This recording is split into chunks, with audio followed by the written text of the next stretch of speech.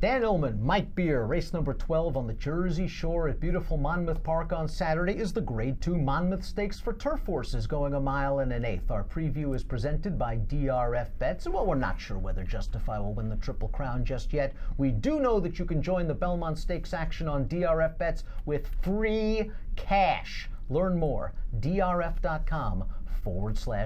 Here's the field for the Monmouth Stakes, and this race got a little bit of a boost with the washout last Saturday in the Dixie at Pimlico. You add Frostmourne, you add Dr. Mounty, you add Divisadero, and it's a really intriguing field of 7. We'll have to start, of course, with Chad Brown's duo, beginning with the number 2 Projected. I have to admit, I've never been Projected's biggest fan, but I thought he ran okay last time out in the Danger's Hour behind the Streaking Fire Away, and I think he can get the right kind of trip in this race, saving ground in behind the speeds. I think he has more tactical speed than he showed last time. Yeah, all that is true.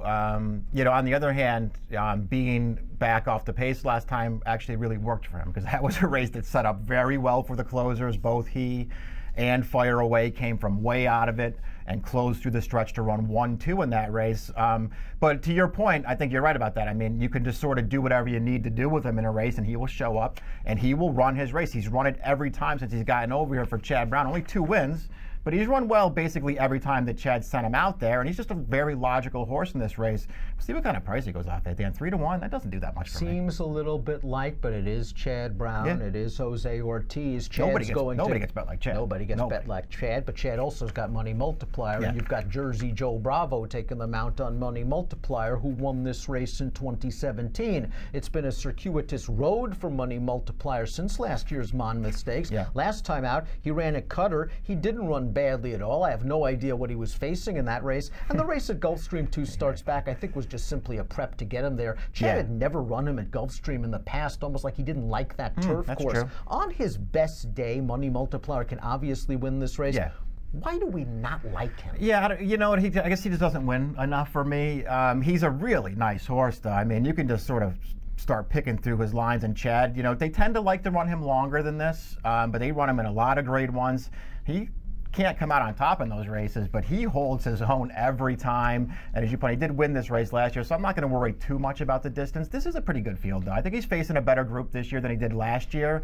And you know, he's the morning line favorite again. I have no problem with Money Multiplier. I will use him in multi-race wagers because I know that he can win. I just don't love him. He answered the question I was going to ask. This year's Monmouth is tougher than last year's, and no disrespect to Irish Straight, who's a nice horse, and Carafa, the old gelding. These are some nice, legitimate graded stakes horses. As for Money Multiplier, we have a funky Chad Brown formulator fact that probably shouldn't apply to Money Multiplier, but we'll throw it up there anyway.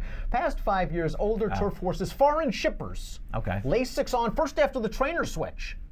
61 to 120 days, 40%, $3.32 ROI. What is going on with the... It shows what we can do with formulator. You can do a lot of different angles.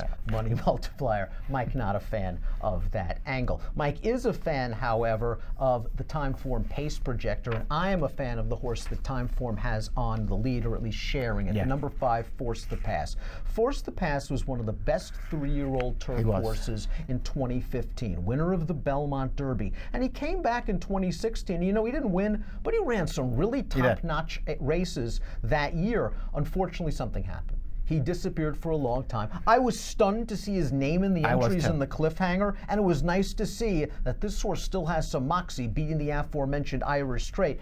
I'm not sure he's making the lead, but there are really no blazers in here. Yeah. He does have that option. He does. He does have the kind of speed to go forward in this race. And you're right, it's not like there's a ton of pace in this race, so he might find himself, you know, right up there on the pace this time. And he's a pretty dangerous horse. Obviously, he has to step forward off of that cliffhanger if he's going to beat this field. But what's to say that he can't do that? He was a really good horse as a 3- and 4-year-old, and so we'll just see if he still has it now as a 6-year-old. It was nice to see him come back and win off that long layoff. Before we get to our top picks, we'll take a look at a couple of horses that prepped in the Henry Clark Stakes at Laurel last time out. One for Shug McGahee is the number 6, Dr. Mounty. You've always liked Dr. Mounty. Have you ever considered him, though, to be a true graded stakes horse, or is he one of those classic Shug horses that's getting better as he's getting older and he's yet to kind of break through to his potential? There's probably a little bit of that. I don't know if I feel like he's a real graded stakes horse, but we'll see. You might as well take a shot at him. He is one horse, though, in this race, I will say. We just looked at the pace projector real quick. This horse has some speed. He hasn't been using it lately, but there was a time when they would just put him right on the front in his races, and I wonder if they'll do that on Saturday. Paige McKenney's Connections will send out the #1 Murad Khan, a winner 2 starts back for the 62.5 tag. Finished behind Dr. Mounty last time out. It was a good, solid effort. A mile and an eighth to me is a little bit of a question mark, and we also have to see whether he can handle the step up in class. I would worry about the distance, and you're right, the class too, because this is not a Grade 2 race that came up weak, and obviously, you know, Pimlico's loss is Monmouth's gain on Saturday. This race came up a lot tougher than it could have, and this horse, you know, you start going through that European form. He was more of a handicapper over there. This is a tough spot for him. Let's take a look at our top selections for this year's Grade 2 Monmouth Stakes. You're going with the old war horse Divisadero, who hasn't been seen since October, but this is a horse that's run just fine off layoffs in the past. My concern for Divisadero, who is a legitimate Grade 1 horse on his best day, is he has no speed. And we talked about the pace projector. We have no idea who's really going to make the lead. If Divisadero is just loping along at the back of the pack, is he in big trouble? It works against him for sure if he's going to be trying to come from last in this race, and we'll see how far away from it he is. The good thing about him is I like this distance for him. I like the 1.8 mile distance for him more than any. I don't think he wants to go 1.25 miles, and I don't think the mile the last time. I think that's a little too short for him. I think this 1.8 miles is perfect for him, and obviously if he runs his best race, I think he's right there. Maybe at the end of the day, and I respect Money Multiplier, maybe if he runs his best race, he has the best race available. This is a really, really good horse, and I'm going to give him a chance here off the layoff. I picked Frostmorn in the Dixie. It was obviously washed off. I like the pace situation a lot better for him in this spot. Because Joel Rosario can use this horse's natural speed. If Dr. Mounty wants the lead, fine. If Force the Pass wants the lead, fine. He can sit second or third off comfortable fractions. But if none of them want the lead, I think Frostmorn has enough speed to take the bull by the horns, and I think he was compromised by a lack of pace in the Makers 46 last time out, a race in which Heart to Heart wired him. I know you were not a fan of that Makers 46 for the simple fact that it looked like he was going to be clearly second at the 16th pole, and then just kind of flattened out badly. I don't agree. I don't agree with your take really on the Makers 46. Yes, Heart to Heart did have all the best of it on the lead in there. This horse I thought he got a good trip in that race, and I think at the very least he should have been second in that race. I didn't love his return from the layoff either. He got a perfect trip and he got it done, but I wasn't blown away with it. And then, you know, for me more than anything else, I go back to that Hill Prince. I really believe, and I know that Yoshida's a good horse. LeCullen, who was second, he's a good horse. Even Bricks and Mortar's a good horse.